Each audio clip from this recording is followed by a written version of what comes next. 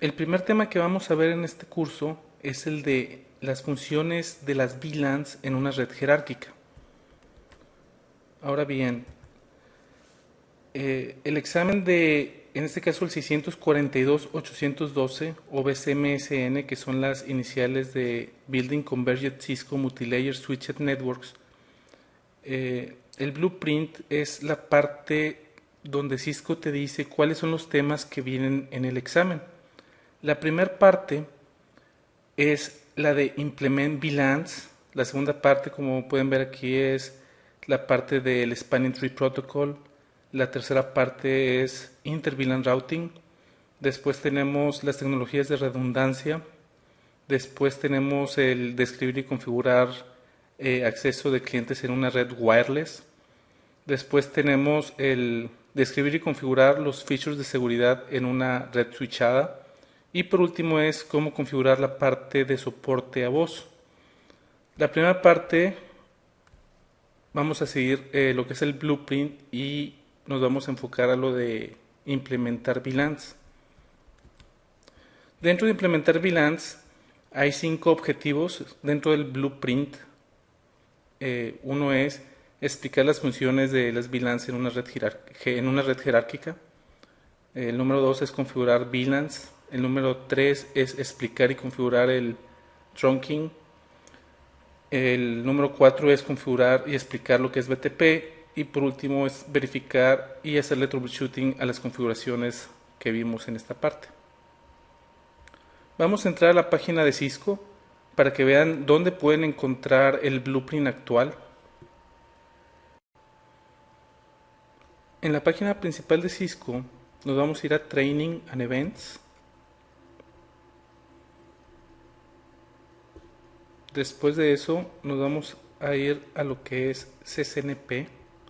Este examen, el 642-812 en particular, es un requisito para obtener el CCNP, el CCIP y el CCDP. Entonces en cualquiera de esos tres podemos encontrar los datos. Nos vamos a ir al del CCNP.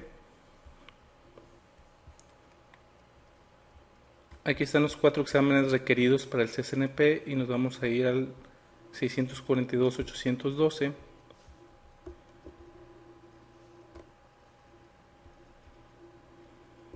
Y aquí podemos encontrar la información del examen y dentro del cual está el blueprint que les acabo de mostrar en los slides. Entonces, esta primera parte del curso vamos a ver esta parte de aquí. Como en cualquier curso de redes, lo primero que siempre vemos es el modelo ISO-OSI. Aquí lo podemos ver. Esto es un recordatorio de lo que es el CCNA, pero también es muy importante el entenderlo para el CCNP o para cualquier certificación hablando de redes. Tenemos la capa 1 o la capa física, la 2 o de enlace de datos, la 3 que es la de red, la 4 que es la de transporte, la 5 que es la de sesión, la 6 que es la de presentación y la 7 que es la de aplicación.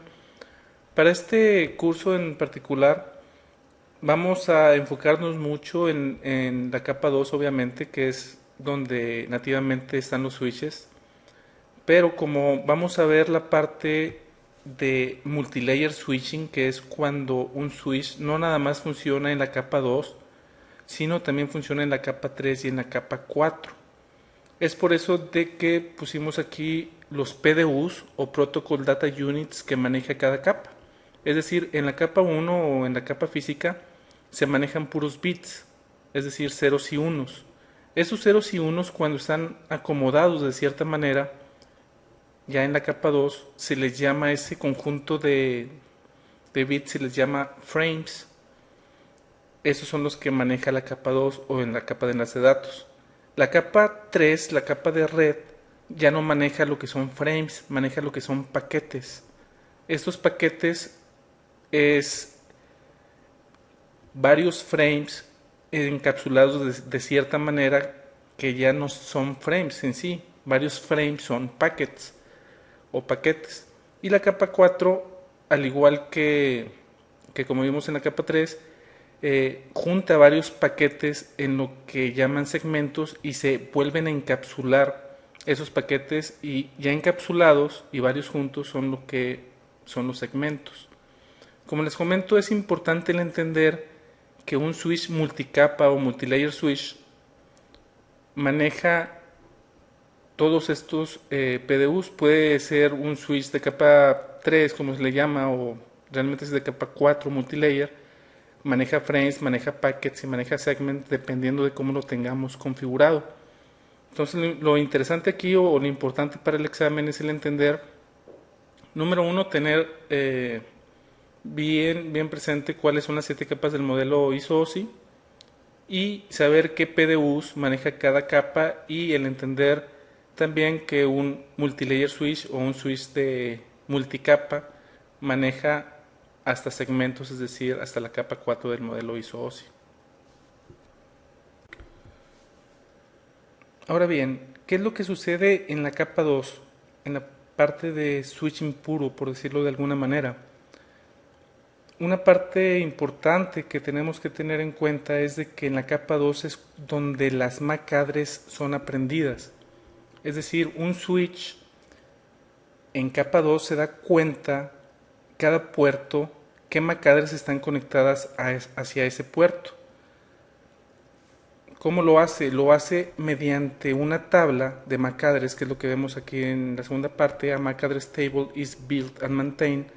Eso quiere decir de que cada switch tiene una tabla en la que él tiene qué MAC address está conectada en cada puerto. De esta manera, cuando le llega un frame por un puerto y ese frame le dice que de destino tiene cierta MAC address, lo que hace el switch es buscar en esa tabla que tiene para saber exactamente en qué puerto está esa MAC address que está buscando. Entonces, el switch tiene dos funciones que hemos visto hasta ahorita, que es el aprender las MAC address y el tener una tabla que le diga dónde está cada MAC address. Habrá casos en los que el switch recibe un frame diciendo que el destino es una MAC address que no está en la tabla de MAC address del switch. Eso es muy común, sobre todo cuando prendes el switch por primera vez. Obviamente el switch no sabe qué tiene conectado. Cuando sucede esto de que le llega un frame hacia un destino que no conoce, hablando de MAC address porque estamos en la capa 2, y en la capa 2 todavía no estamos hablando de direccionamiento IP, solamente de direcciones de capa 2, en este caso MAC address. Supongamos que el switch recibe un frame que quiere llegar a una MAC address que no está en la tabla de MAC address. Lo que hace es mandar ese frame hacia todos los puertos que tiene conectados, menos por el puerto que lo recibió.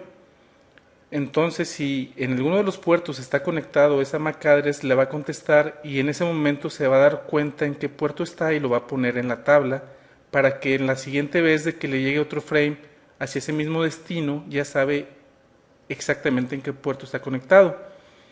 Ahora bien, broadcast y multicast, que también puede haber ese tipo de frames en capa 2, como no es un destino particular, lo que hace es también enviarlo hacia todos los puertos, menos por el puerto que fue recibido. El STP o Spanning Tree Protocol lo vamos a ver más a detalle en otra sección. Es una gran parte también para este examen. El Spanning Tree, vamos a ver cómo se configura, vamos a ver exactamente para qué sirve. Por lo pronto, y ya deben de saberlo del CCNA, el Spanning Tree Protocol nos sirve para evitar que haya loops de capa 2.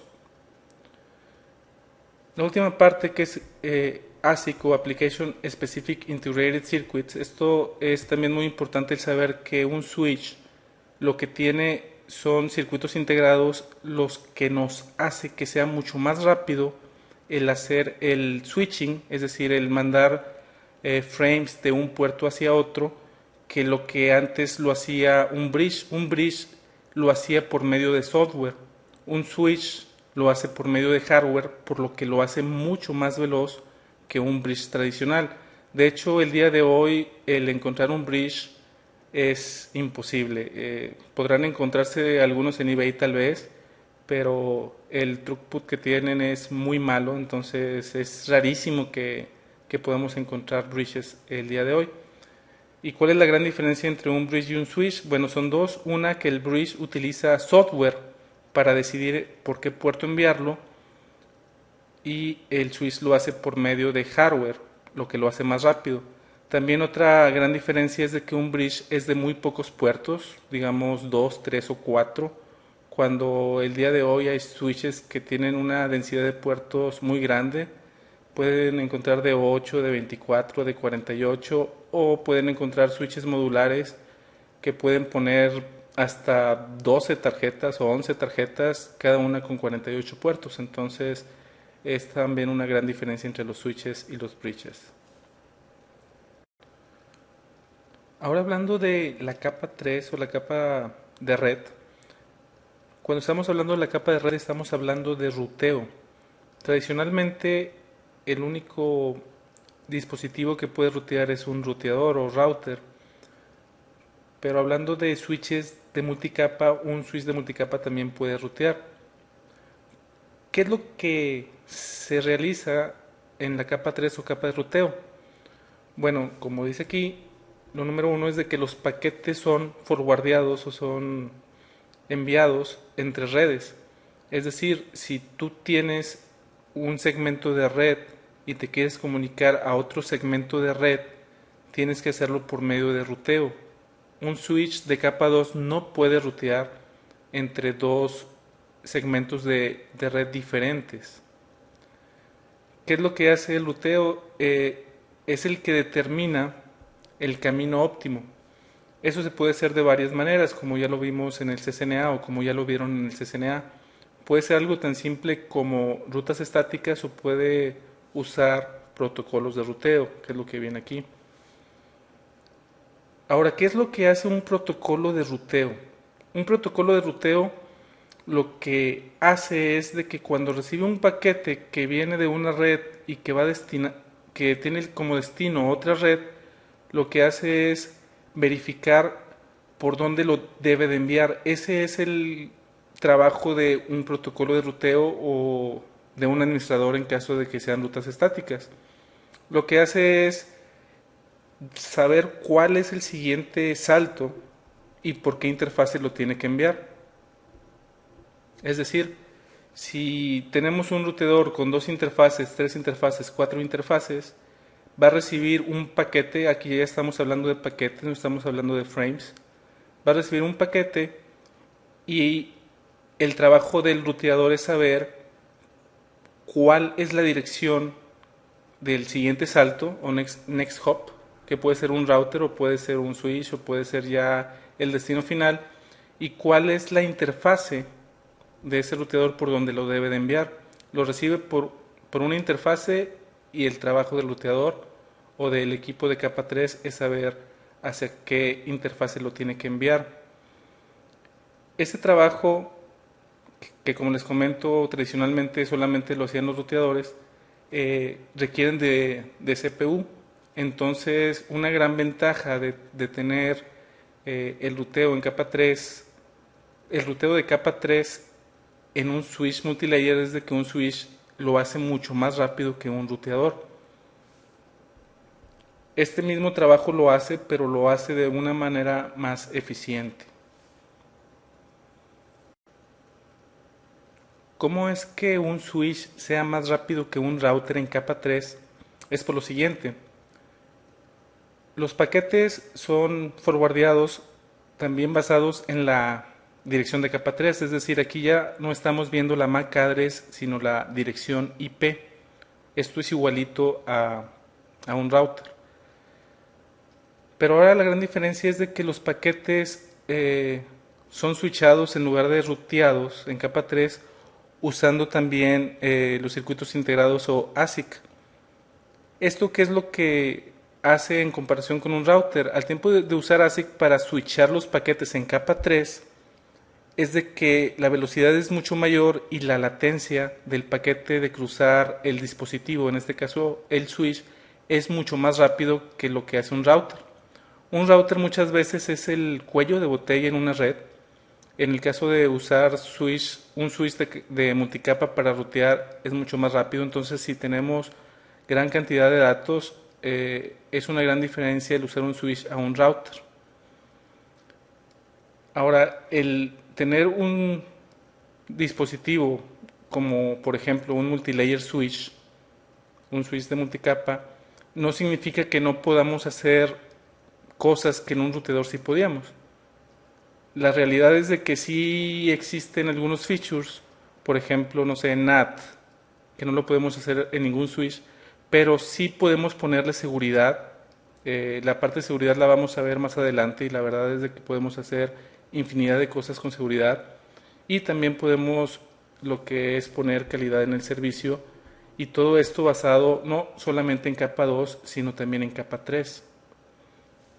De hecho, hablando de seguridad, les puedo adelantar, por ejemplo, que en un switch se pueden usar VLAN Access List, que son mucho más eficientes que las listas de acceso tradicionales que conocimos en el CCNA. Y hablando de calidad en el servicio, eh, podemos marcar paquetes y podemos también tener políticas de calidad en el servicio en capa 3. Entonces, esto nos da grandes ventajas sobre un router porque como un switch utiliza los circuitos integrados, que igual el router tiene circuitos integrados, pero no son especializados para switchar en capa 3, entonces es una gran diferencia el tener esto en un switch que nos ayuda a hacerlo mucho más rápido, mucho más eficiente. Mucho más eficiente. La latencia de los paquetes es mucho menor en el switch que en el router y eso nos da una gran ventaja de hacer layer 3 switching contra layer 3 routing. Por último tenemos lo que es el switching en capa 4, layer 4 switching. La decisión de enviar un paquete, en este caso ya es un segmento en capa 4 hacia un puerto en particular, es hecho dependiendo de cuál es la dirección de capa 2, cuál es la dirección de capa 3 y cuál es la información de capa 4. Sabemos bien que la información o dirección de capa 2 es la MAC address, la dirección de capa 3 es la IP y la información que tenemos en la capa 4 es si es TCP, si es UDP o si es cualquier otra cosa hablando de capa 4. Con esto nos da la flexibilidad de también tener la información de capa 4, el tener las aplicaciones, los números de puerto de cada aplicación. Recordando un poco del CCNA, por ejemplo, saber que el TCP puerto 23 es Telnet y, por ejemplo, SNMP, etcétera, etcétera. Todo esto lo podemos controlar, la decisión de por dónde enviarlo dependiendo también de la capa 4. Eso también nos ayuda a que si un switch tiene o puede procesar esa información de capa 4, el poder hacer la calidad en el servicio en ciertos servicios.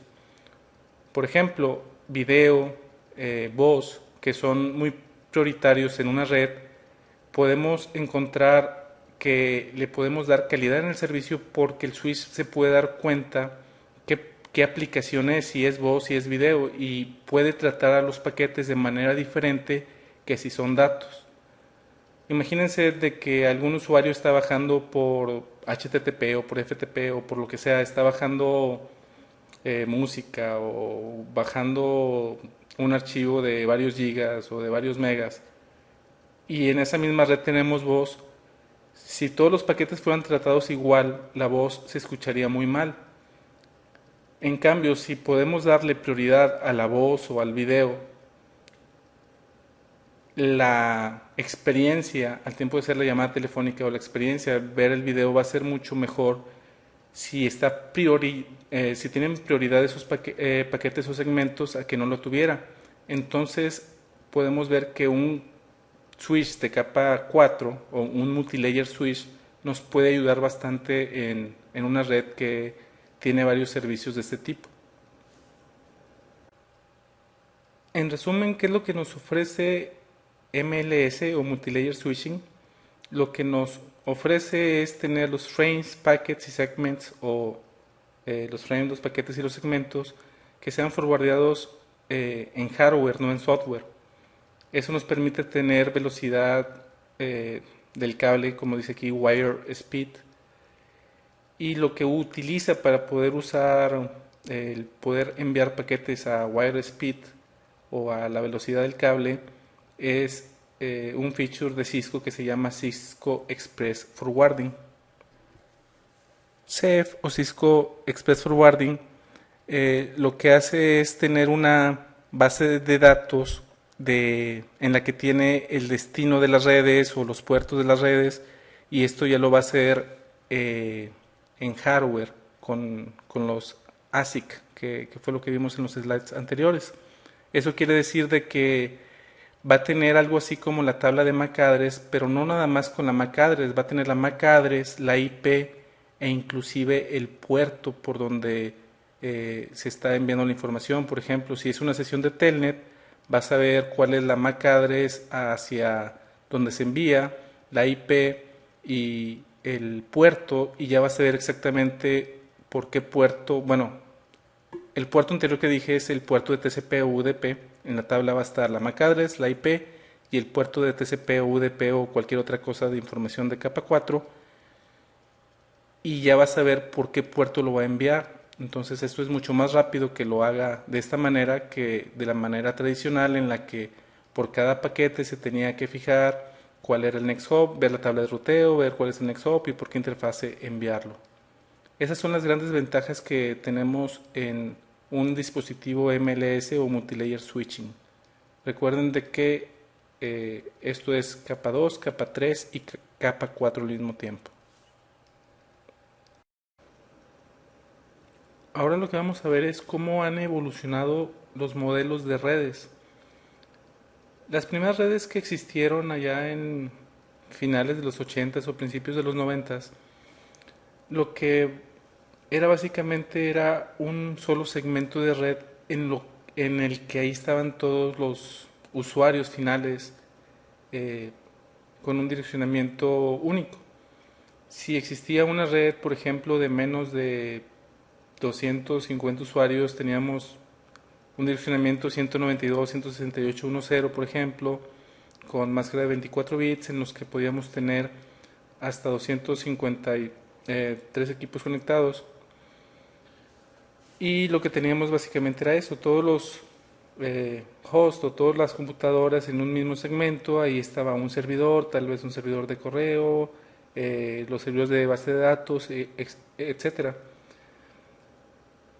A veces ni teníamos switches, teníamos, porque en aquel entonces los switches eran muy caros. Entonces lo que teníamos era un hub y todos los, o varios hubs conectados entre ellos, y todos conectados a esos hubs o a ese hub. Teníamos grandes problemas en aquel entonces en las redes porque el ancho de banda que se tenía, que en aquel entonces eran como 10 megas, estaba compartido entre todos los usuarios. Esto quiere decir de que solamente podía haber un paquete o un segmento o lo que fuera en la red al mismo tiempo, un frame. Si esta computadora quería comunicarse con un servidor, que tal vez era él enviaba un paquete y le tenía que llegar al servidor, pero si en ese mismo momento otra máquina transmitía, no podía haber dos paquetes al mismo tiempo en la red. Había una colisión. Era un gran dominio de colisión, eso lo deben de recordar del CCNA. Este era un gran problema en este modelo de red, pero era lo que se tenía en aquel entonces. También después se puso de moda lo que eran los bridges.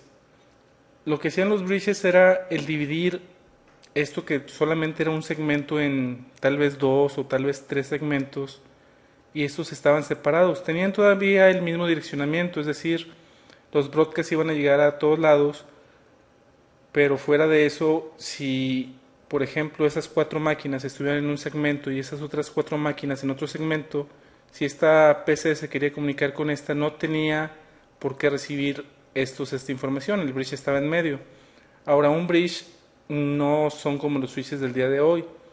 Los bridges, como ya les había comentado, las decisiones las hacía por medio de software, lo cual era aún así muy lento.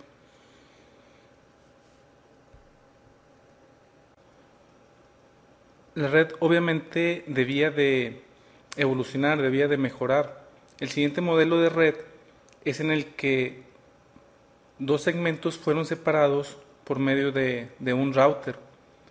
Con eso lo que lográbamos es de que ya teníamos dos segmentos diferentes en los que el dominio de broadcast y de colisión se dividían.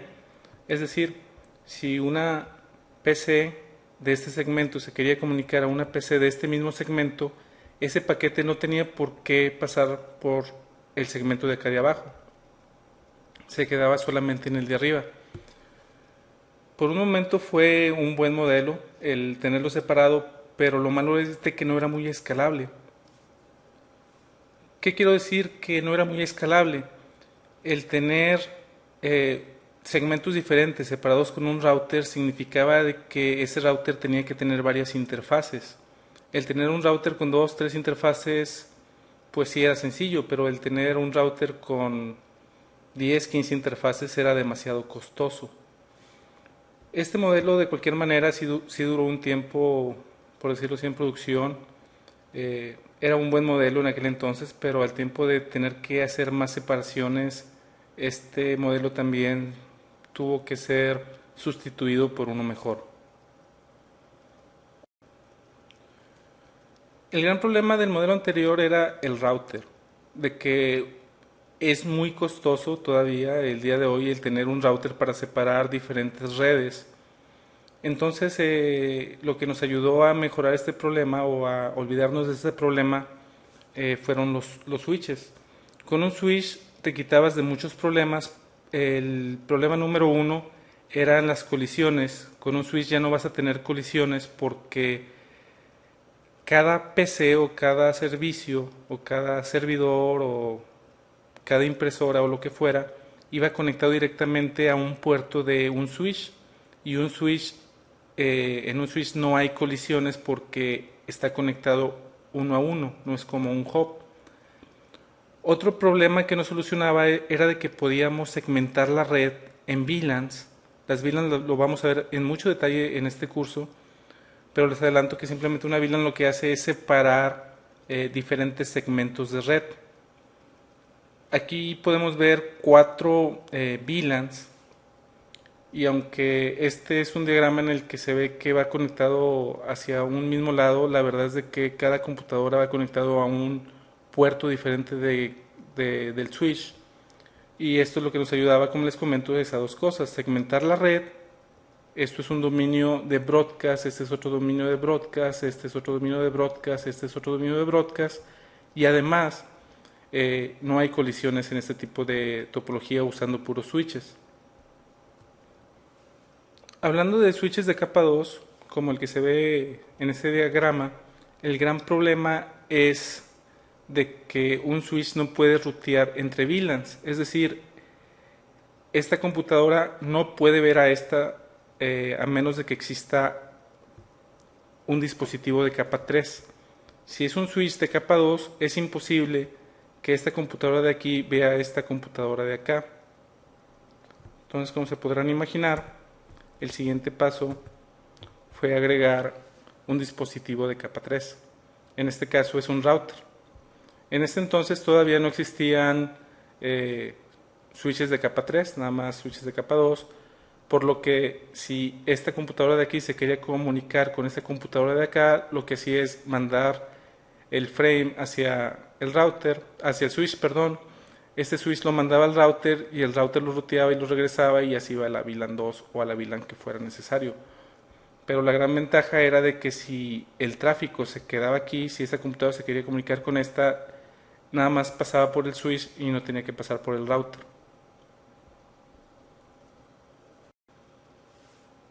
El modelo que acabamos de ver funcionaba muy bien cuando existía la regla 80-20. La regla 80-20 lo que dice es de que el 80% del tráfico es local, que usa switching. Eso quiere decir que el 80% del tráfico se queda en el mismo segmento de red. El 20% del tráfico se mueve hacia diferentes segmentos y utiliza routing, que es lo que veíamos en el slide anterior, este de aquí. Eso quiere decir que el 80% del tráfico de ese segmento se quedaba en ese segmento y solamente el 20% del tráfico se iba hacia otra VLAN o hacia otro segmento. ¿Esto qué implica? Esto implica que los usuarios están cerca de los servidores, están en el mismo segmento de red, que las aplicaciones y los archivos se quedan en el mismo workgroup o en el mismo segmento. Eso también implica que los usuarios deben de estar asignados en las VLANs correctas. Y eso también implica que hay servidores múltiples. Es decir, para que el 80% del tráfico se quede en el mismo segmento, significa de que si hay servidores que deben de ser accesados por esos usuarios, están en este mismo segmento. No nos va a servir de mucho este modelo si, por ejemplo, todos los servidores están en una sola VLAN, porque eso significa que todos los usuarios van a querer llegar ahí y más del 80%, quiero decir, más del 20% del tráfico va a cambiar de segmento, va a cambiar de VLAN. Entonces, este modelo de aquí es útil siempre y cuando exista la regla 80-20. Desgraciadamente, el día de hoy, la regla 80-20 no se aplica. Más bien es la regla 20-80, donde el 20% del tráfico es local y utiliza switching, y el 80% del tráfico se tiene que mover a diferentes segmentos de red. ¿Esto por qué ha cambiado? ¿Por qué antes sí aplicaba la regla 20-80 y ahora ya no? Bueno, básicamente son por estas tres cosas que tenemos aquí. Ahora ya tenemos el modelo común de cliente-servidor. Tenemos los servidores y las aplicaciones en un lugar centralizado, en lo que le llaman server farms. Entonces, si todos los servidores los tenemos en una sola VLAN y todos tienen que accesar a esos servidores, pues obviamente el 80% del tráfico se va a cambiar entre VLAN. Además tenemos aplicaciones de internet que son muy usadas el día de hoy, entonces es una mentira de que el 80% del tráfico se va a quedar localmente. Si vemos el modelo, quiere decir de que si, por ejemplo, este router también es el de internet y supongamos que la VLAN 4 es donde están todos los servidores, casi todos, aunque este sea un departamento, ya el servidor no va a estar en su misma VLAN, va a estar acá. ¿Por qué? Porque nos conviene tenerlo centralizado. La administración es más fácil tenerla en un site central que en diferentes edificios, por ejemplo. Entonces ya la regla 2080 lo que nos dice es de que este modelo no se puede usar porque es muy cargado el que todo el tráfico debe llegar al router y regresarse hacia la VLAN correcta.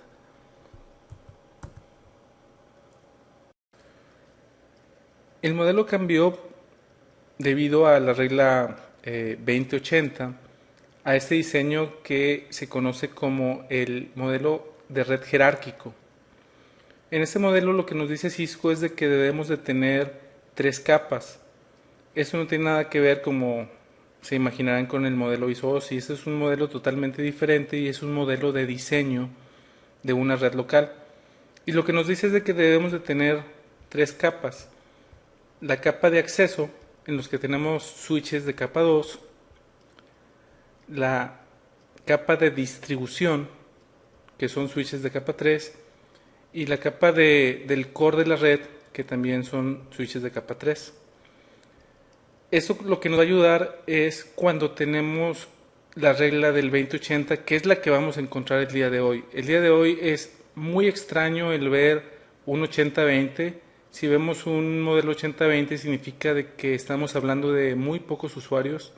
El tener una red tal vez con 30 o 40 usuarios probablemente sí aplique el diseño donde teníamos un switch y un router, pero la verdad es de que el día de hoy las redes en la mayoría de los lugares donde las tenemos son muy grandes, y además el examen del CCNP o el objetivo de un CCNP es el poder darle soporte y el poder hacer diseño de redes grandes. Es por eso de que aquí es donde vemos el diseño jerárquico de una red, donde tenemos estas 3 capas.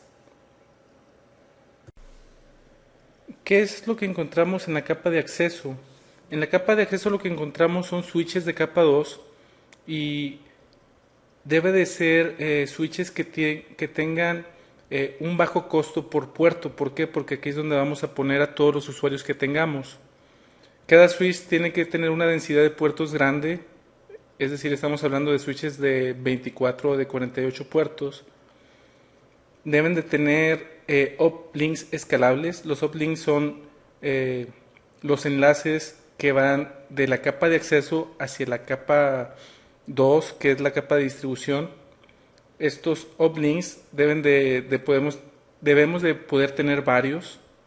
En este ejemplo vemos que por cada switch tenemos dos uplinks hacia la capa de distribución. ¿Cuáles son las funciones que tiene para el usuario?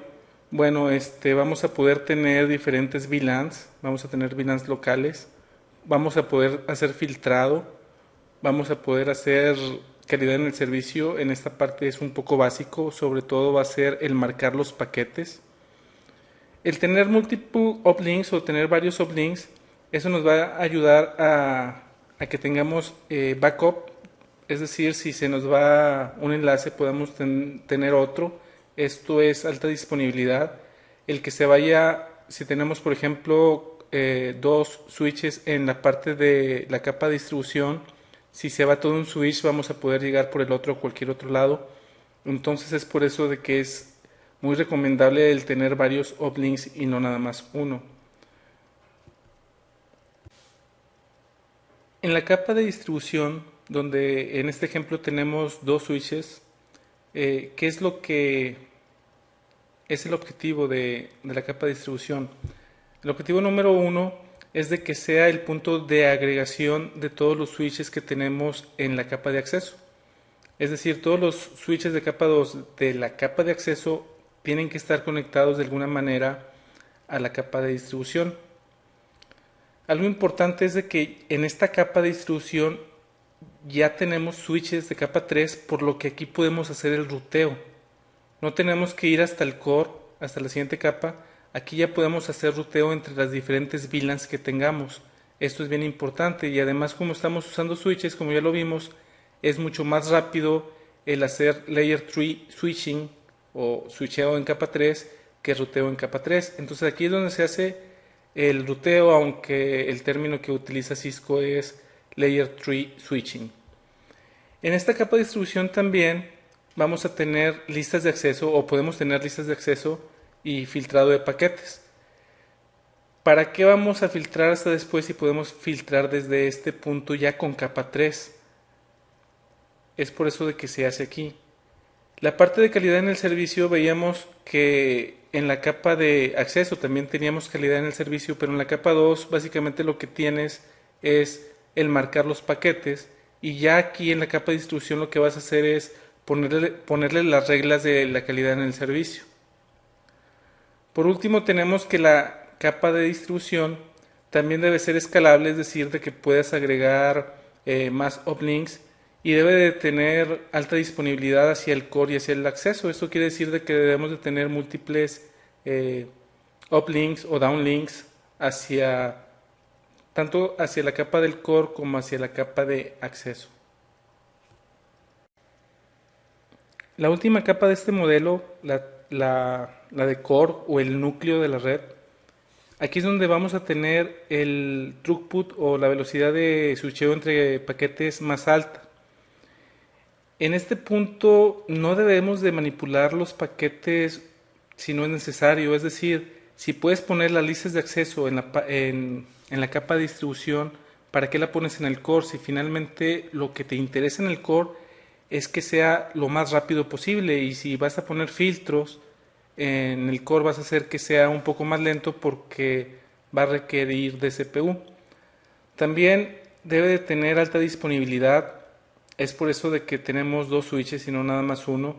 El tener dos nos da la tranquilidad de que si por hardware alguno de los dos falla, tenemos el otro y puede hacer todas las funciones.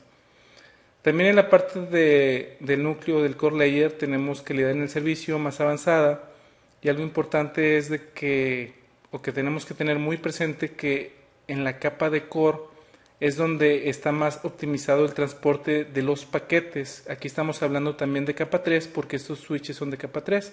De hecho, también podemos hablar de segmentos porque como son multilayer, funcionan hasta la capa 4 de segmentos. Pero Cisco en todos los lugares pone que el core layer es donde se realiza packet switching y tiene transporte optimizado, además de estas otras cuatro cosas que ya vimos. Como resumen, podemos ver esta tabla hablando de este modelo de red, del jerárquico, en el que tenemos en la tabla tres columnas: la de servicio, en qué lugar se encuentra ese servicio y cómo fluye el tráfico. Tenemos el servicio que se llama local, y esto quiere decir que es en el mismo segmento o en la misma VLAN. Esto quiere decir que solamente va a estar en la capa de acceso, es donde va a fluir el tráfico. Tenemos servicios remotos en los que algún usuario tiene que llegar a una diferente VLAN. Entonces, por lo regular, lo que va a usar es la capa de acceso y la de distribución. Y por último, tenemos el servicio de enterprise o de empresas, donde tienen los servicios centralizados en una granja de servers o server farm, como lo dice Cisco. Y ahí el flujo de tráfico va a ir desde el acceso hasta la distribución, hasta el core, y el core ya lo va a enviar a la parte donde están los servidores o tal vez donde está el internet, porque como veíamos, este diseño sí es para la regla del 20-80, donde solamente el 20% se queda local y el 80% se va ya sea a servicios remotos o de enterprise. Aquí lo que nos debe de quedar claro es cómo fluye el tráfico cuando es ese diferente tipo de servicio y dónde se encuentra la localización de ese servicio al que se quiere llegar. Ahora bien, este diseño jerárquico, claro que tiene problemas si lo ves como uno solo.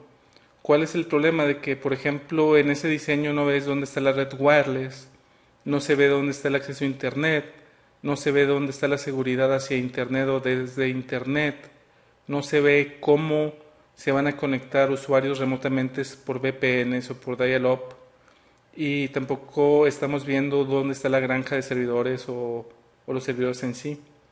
Entonces, este diseño de red, aunque todavía se usa, no está completo porque no tenemos estos módulos en ese diseño considerados.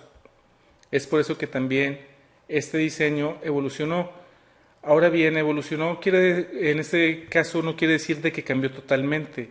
Lo que acabamos de ver se sigue usando, pero simplemente no está considerado otros servicios que deberían de estar considerados en una red completa.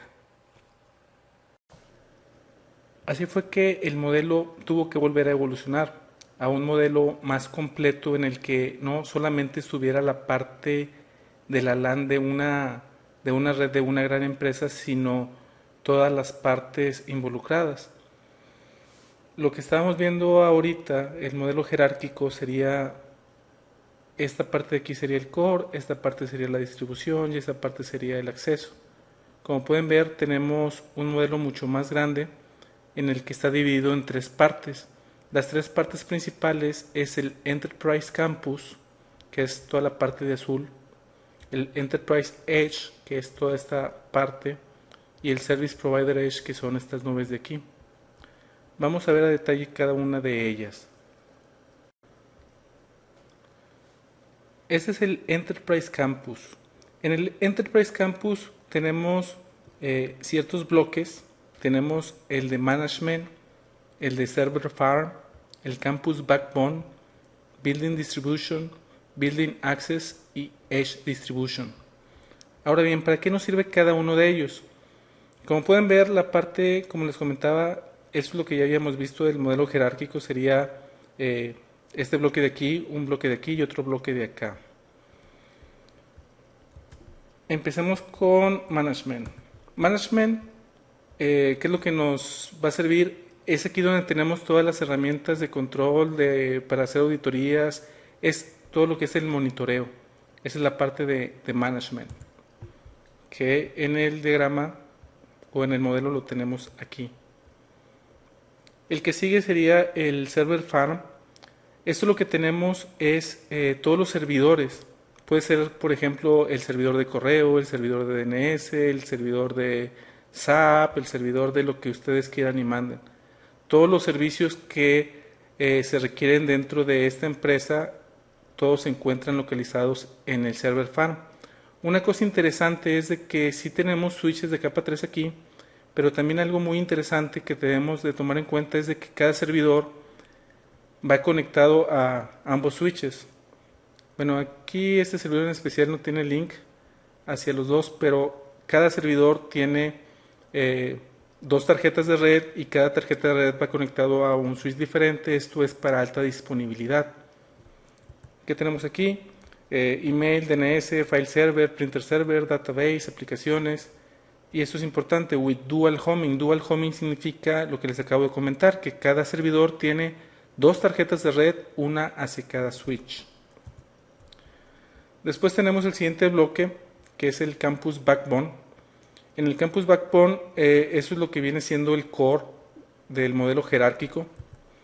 ¿Y qué es lo que tenemos? Que es el centro de la red, es el core. Después tenemos los bloques de Building Distribution, que también son dos switches de capa 3. Y es pues el aparatejo intermedio que rutea entre el core y el acceso. Es igualito a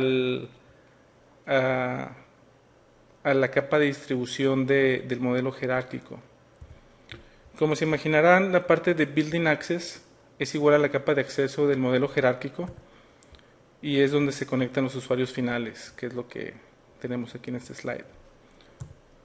Por último tenemos otra capa, bueno, aquí no son capas, es otro bloque. Este bloque es el Edge Distribution.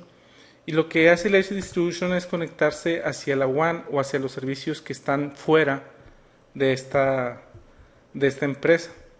El Edge Distribution, como pueden ver, está conectado directamente al core.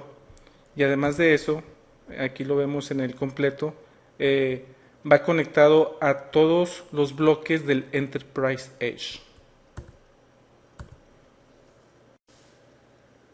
En el Enterprise Edge lo que vamos a tener son 4 bloques, o lo que tenemos son 4 bloques.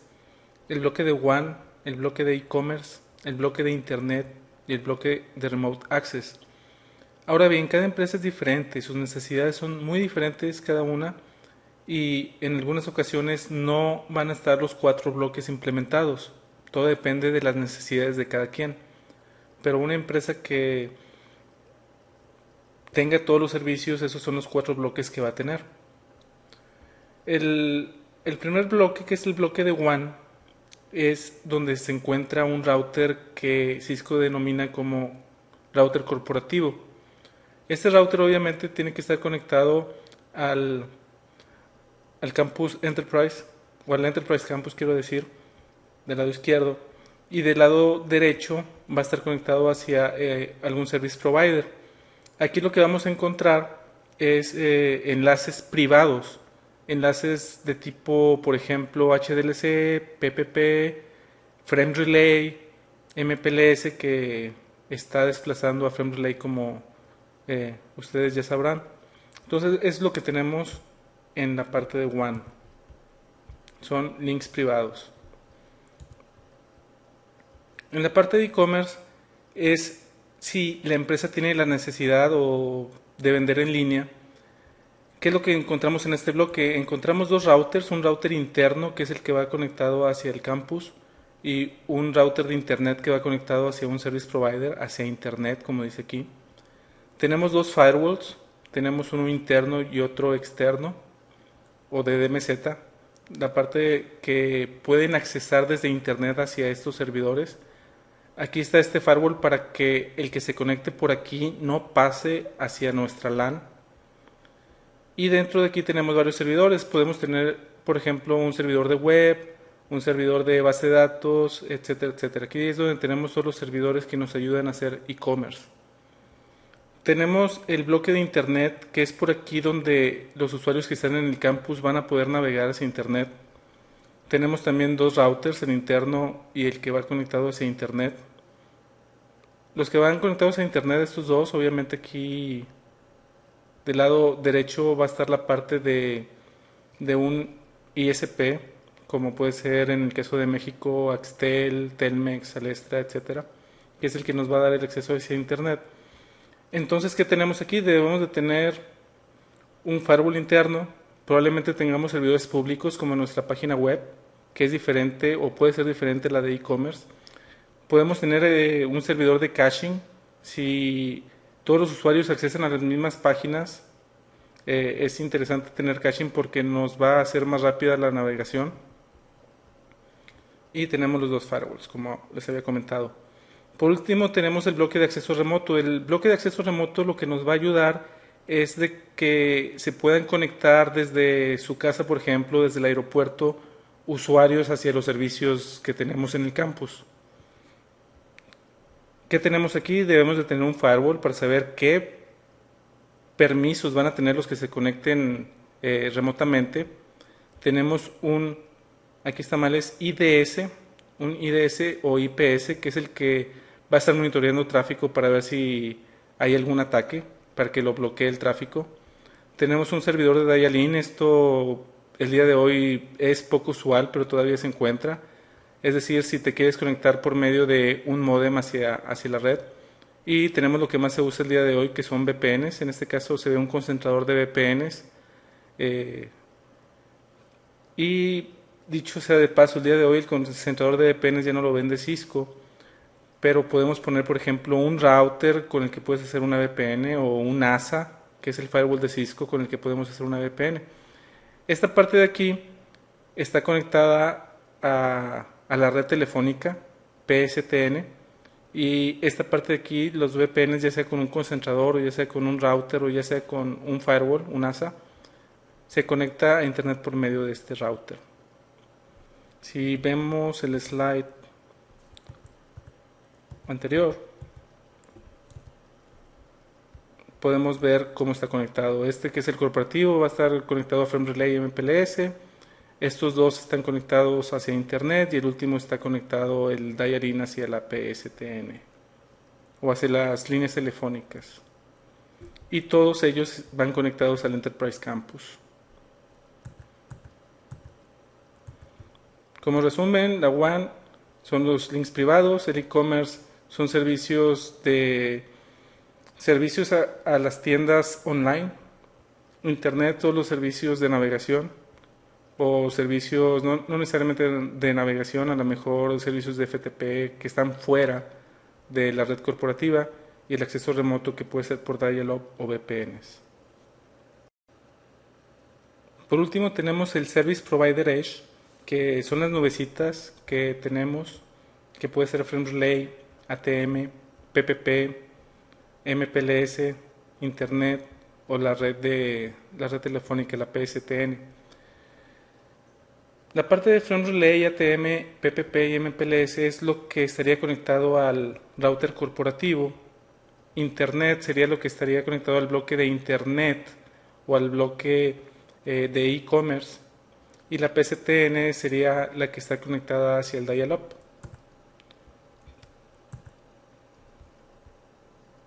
Aquí tenemos FrameRelay, MPLS, ATM, PPP, puede ser HDLC, puede ser lo que ustedes usen y manden, siempre y cuando sea un enlace dedicado, no es un enlace de internet. Este es un enlace entre oficinas, es conectividad privada, como dice aquí. El internet es el que recibimos de un ISP, como les comentaba, Telmex, Alestra, lo que sea.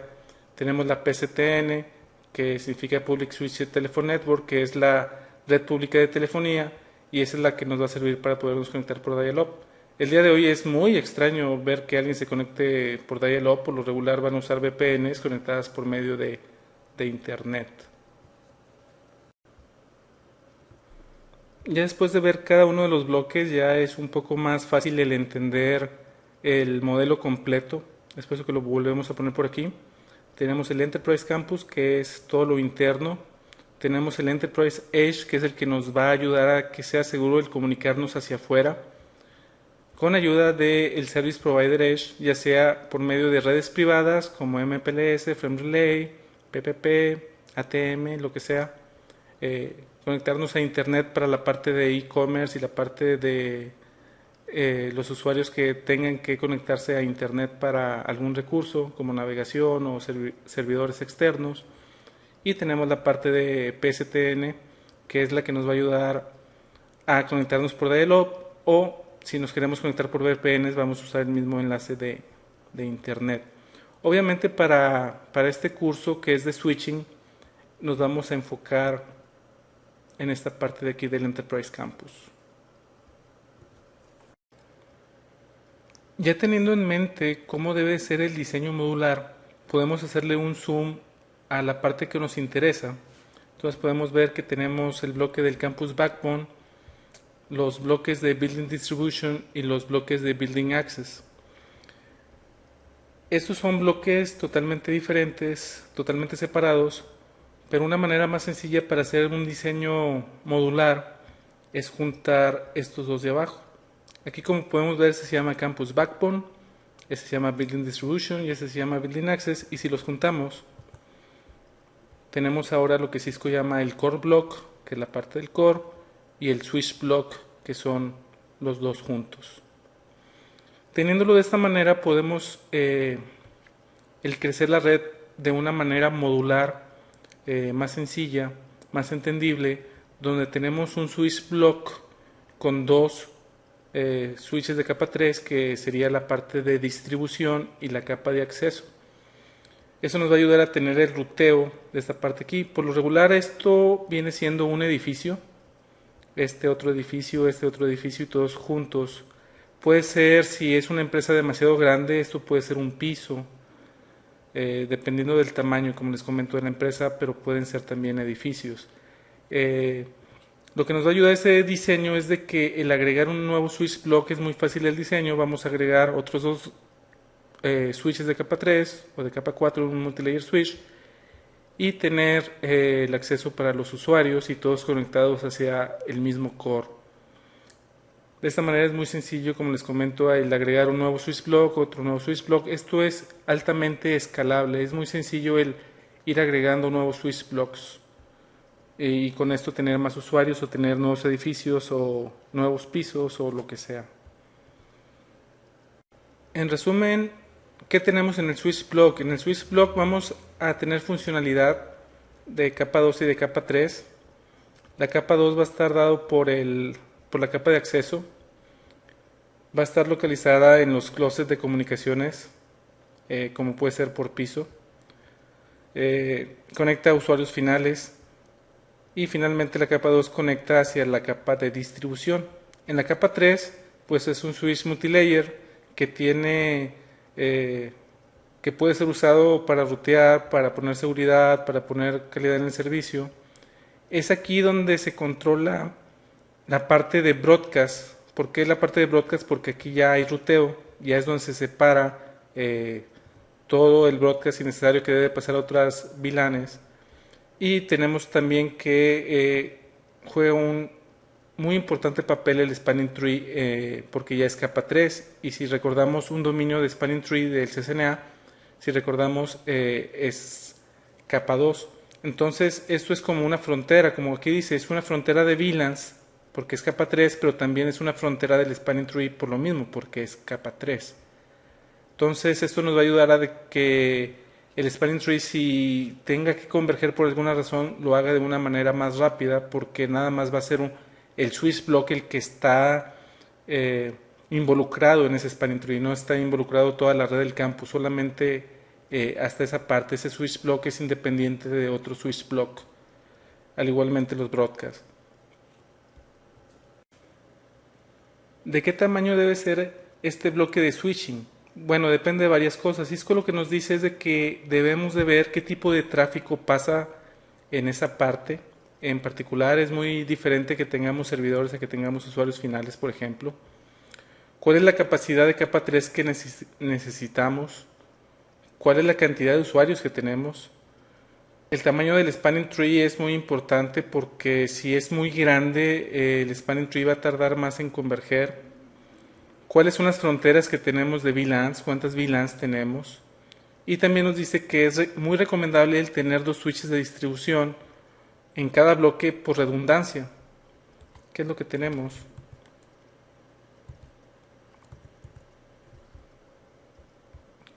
Tenemos aquí, por ejemplo, dos switches de, multilayer como distribución, y eso lo que nos va a ayudar a hacer es de que si se va uno, los usuarios puedan seguir trabajando. Entonces aquí es claro que es mucho más caro el tener dos al tener uno, y esto es qué tan importante es de que los usuarios que estén aquí abajo se desconecten. Si para la empresa, para el negocio, es muy importante que jamás se desconecten, es muy importante el tener dos switches de distribución y no nada más uno. El tamaño del spanning tree, lo mismo. Si tienes aquí muchos switches, es muy probable de que si se cae alguno de ellos por alguna razón, se tarde más en converger el spanning tree. Cuántas VLANs vas a tener. Todo eso es lo que te va a indicar de qué tamaño debe de ser este switch block. Cuántos vas a tener, cuántos routers de capa 3 vas a tener, uno o dos. Tres, la verdad es de que no lo he visto, sería muy exagerado. Y cuántos switches vas a tener aquí de acceso, pues eso va directamente proporcional al número de usuarios que vas a tener. Las funciones del core block en este diseño es conectar dos o más switch blocks. El core block debe ser muy eficiente y también debe estar preparado para alta disponibilidad, es decir, si debes de tener dos o más para tener redundancia y para que si se va uno no deje sin servicio a todos los usuarios, y aquí van a estar conectados todos los usuarios finalmente. Debe tener gran ancho de banda y hay dos tipos de diseños para el core block. Está el que se llama Collapsed Core y está el que se llama Dual Core. Vamos a verlos a detalle. El Collapsed Core significa que los switches que teníamos acá arriba se convierten, se eliminan y se colapsan, se hacen uno solo hacia el switch block.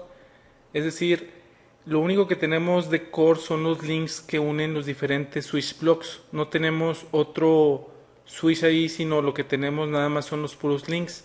Estos links de aquí que los que se unen son capa 3, no son links de capa 2. Eso quiere decir de que este va a tener una dirección IP, este va a tener otra dirección IP, este va a tener otra dirección IP. Eso nos va a ayudar para no tener que correr el spanning tree, por ejemplo, en estos links de aquí. Como se pueden imaginar, hay ventajas y desventajas. La ventaja más evidente es de que te ahorras el costo que tiene el tener dos switches de core, de los cuales deben de ser grandes para poder tener la cantidad de tráfico que maneja todos los usuarios. Entonces, en Collapsed Core, ¿qué es lo que tenemos? Que el core layer se convierte en el de distribución. Con el Collapsed Core ya no tenemos un building block independiente, todos están en uno solo. La redundancia ya no está implementada como debería de ser. Los core lanes tienen interfaces de capa 3, era lo que les comentaba, no tienen una VLAN asignada, sino tienen una IP asignada. Todavía puedes tener un poco de redundancia usando HSRP, VRRP o GLBP, esto lo vamos a ver más a detalle más adelante. Sí puedes tener redundancia, pero no de la manera óptima. Como pueden ver, el Collapsed Core, la gran ventaja que tiene es el precio nada más. Es la única ventaja que tiene, y desventajas tiene bastantes. El diseño de Dual Core es el que hemos estado viendo, donde tenemos un core block, en este caso son dos switches de core, y tenemos, al igual que el anterior, tenemos los links de capa 3. ¿Por qué? Porque como tenemos aquí un switch que es multilayer y acá otro switch que es multilayer, podemos usar links de capa 3 y eso nos va a ayudar bastante para redundancia y para el Spanning Tree Protocol, de que se quede solamente en esta parte de aquí en cada bloque.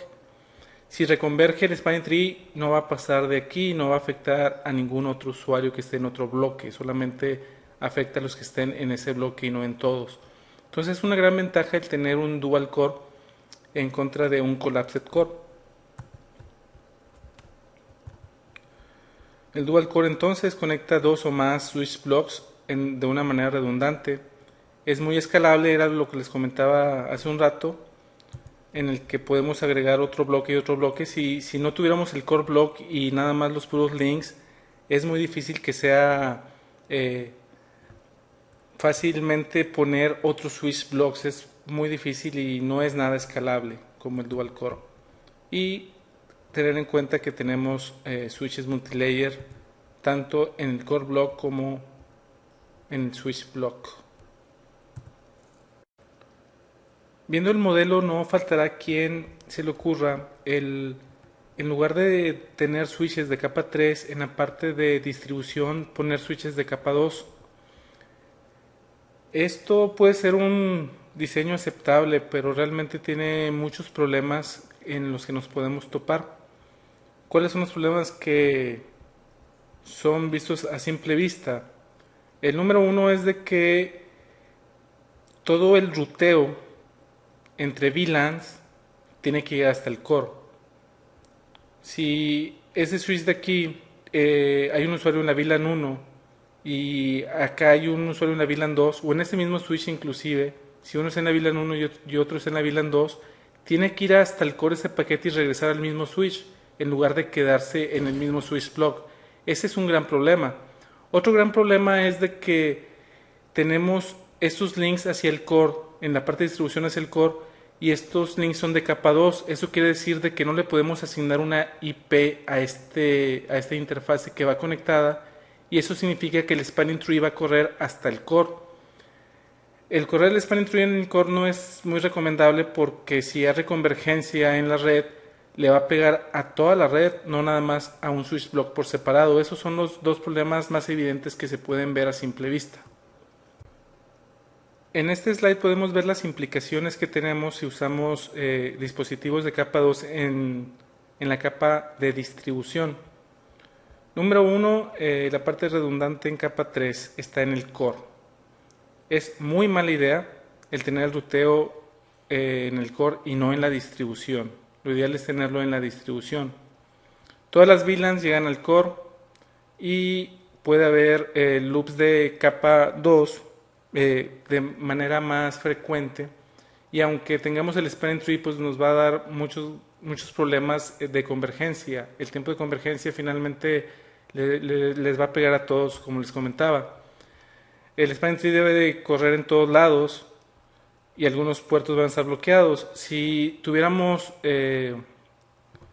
ruteo en la parte de distribución, los enlaces entre distribución y el core pudieran ser enlaces de capa 3 y no tendríamos que correr el spanning tree y todos los puertos estarían vivos, estarían arriba y no bloqueados por el spanning tree. Eso es lo que les decía, de que va a haber tiempo abajo cuando esté convergiendo el spanning tree. Las VLANs de acceso van a tener que llegar hasta el core. Si están en el mismo switch, dos VLANs y se quieren comunicar entre ellas, va a tener que ir hasta el core. Eso también es muy mala idea. Y por último, todo el broadcast y multicast va a llegar al core. Como habíamos visto, en el core debe de ser para switchar paquetes lo más rápido posible y que no le llegue tráfico innecesario. Entonces todo el trabajo que debería de hacer la distribución no lo va a poder hacer porque es un elemento de capa 2 y no de capa 3. Con esto terminamos este módulo. Es un módulo muy teórico, como pueden ver. No hemos visto todavía nada de lo que es configuración, eso lo vamos a ver en el siguiente módulo. Cualquier pregunta que tengan acerca de este módulo pueden entrar a los foros o pueden escribirme directamente a la dirección de correo que aparece aquí en el slide. Yo les recomendaría que fuera mejor en el foro porque así algún otro usuario del curso puede contestarles y dar otro punto de vista a la pregunta que estén haciendo. De cualquier manera, yo estoy comprometido a meterme a los foros todos los días y contestar las preguntas que ustedes nos hagan por ahí. Si no quieren hacer una pregunta porque la consideran tonta, que realmente no me gustaría que fuera así, Todas las preguntas son importantes, pero si quieren hacer una pregunta directamente a mí, me pueden escribir a raulvelazquez@netlearning.com.mx.